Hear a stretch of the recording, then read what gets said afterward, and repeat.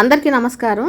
ఈరోజు వీడియోలో పండు మిరపకాయ తొక్కు సంవత్సరం పాటు కాదండి, 2 ఏళ్ళైనా 3 ఏళ్ళైనా కూడా చెక్కు చెదరకుండా నిల్వ ఉండటానికి మేము ఏ జాగ్రత్తలు తీసుకుంటామో మీకు చెప్తానండి.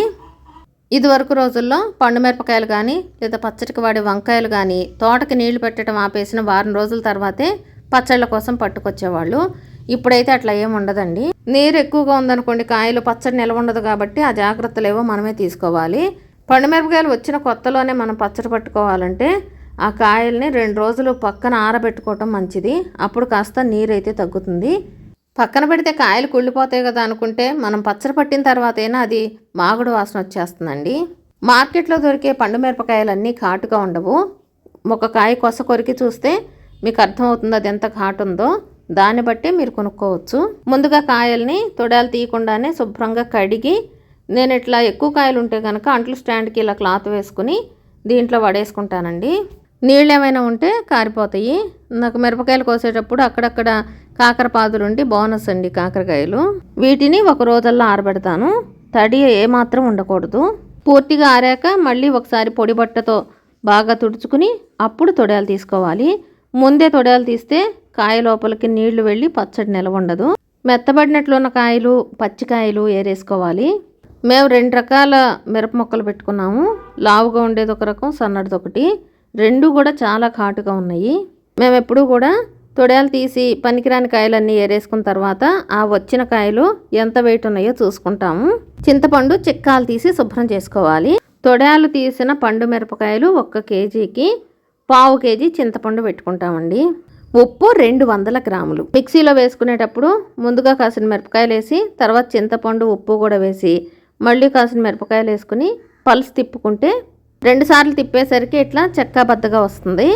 అయితే చింతపండు పూర్తిగా నలగదండి. చింతపండు ముక్కలుగానే ఉంటుంది. ఇది వరకు ఇట్లా రోట్లో దంచుకుని 3వ రోజు మళ్ళీ మెత్తగా రుబ్బుకునేవాళ్ళు. ఇప్పుడు అన్నీ మనం సింపుల్గా చేసుకుంటున్నాం కదండి. అందుకనే దీన్ని 2 గంటలు పక్కన ఉంచామనుకోండి, చింతపండు మెత్తబడుతుంది బాగా. ఇప్పుడు మళ్ళీ ఒక 2 సార్లు పలుసు తిప్పి వెల్లుల్లిపాయ, మెంతిపిండి కూడా వేసుకుంటే మన పండు మిరపకాయ తొక్కు రెడీ అయిపోతుంది.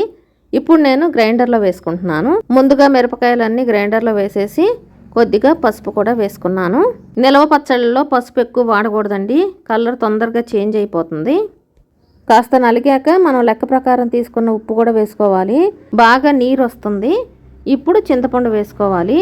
సింగిల్ పత్రం గ్రైండర్లో మాత్రమే ఇలా వేసుకోవడానికి వీలుంటుందండి. టేబుల్ టాప్లో వేస్తే సరిగ్గా తిరగదు, మన ఇబ్బంది పెడుతుంది. కేజీ పండు మిరపకాయలకి 1 స్పూన్ మెంతులు తీసుకుని దోరగా వేయించి పొడిగొట్టుకోవాలి. 50 గ్రాముల వెల్లుల్లిపాయలు కూడా దంచి ఉంచుకోవాలి. ఆ పట్నే గ్రైండర్లో వేస్తే బెసికి సరిగ్గా నలగవు. వీటిని వేసేసుకుంటే మన పండు మిరపకాయ తొక్కు పూర్తయిపోయినట్టే. పండు మిరపకాయ తొక్కు, చింతకాయ తొక్కులతో పెద్ద పెద్ద సంసారాలు నడిపారంట వెనకటాళ్ళు. అవన్నీ మనకి ఇన్స్పైరింగ్గా ఉండాలి. ఇప్పుడు ఇది మరీ మెత్తగా నలిగిపోకూడదండి. ఇదిగో చూడండి, ఇట్లా మనకి తొక్కుగా కనిపిస్తూ ఉండాలి. ఇంకా దీన్ని మనం తీసేసుకోవచ్చు. మన పండు మిరపకాయ తొక్కు రెడీ అయిపోయినట్టే. ఇలా జాగ్రత్తగా తయారు చేసుకుంది మీకు 2-3 ఏళ్ళైనా బయటే బూజు రాకుండా నిల్వ ఉంటుంది. అయితే వచ్చిన చిక్కు ఏంటంటే బయట ఉంటే మనకి రంగు మారిపోయి నల్లగా అవుతూ ఉంటుంది.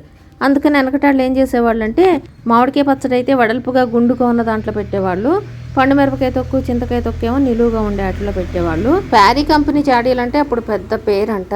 తొక్కుని ఒకసారి ఇట్లా నొక్కి చూస్తే నీరు రాకుండా ఉంటే మన పచ్చడికి ఏమి ఇబ్బంది ఉండదండి. మా అమ్మమ్మ వాళ్ళ ఇంట్లో అయితే ఈ తొక్కులో కొద్దిగా నువ్వుల నూనె వేసుకుని తినేవాళ్ళు. అంతే తాలింపు లాంటిది ఏం పెట్టేవాళ్ళు కాదు. అయితే మా అత్తగారు వాళ్ళు మాత్రం ఎప్పటికప్పుడు తీసి కొంచెం తాలింపు పెట్టుకుని వాడుకుంటారు. ఈ తొక్కుతో గోంగూర, టమాటా, వంకాయ, అల్లం ఇట్లా నిలవ పచ్చళ్ళే చాలా కాంబినేషన్స్ పట్టుకోవచ్చు. అన్నిటికన్నా పండు మిరపకాయ గోంగూర అయితే అద్భుతంగా ఉంటుంది. మరొక మంచి వీడియోలో కలుసుకుందాం. ఉంటానండి.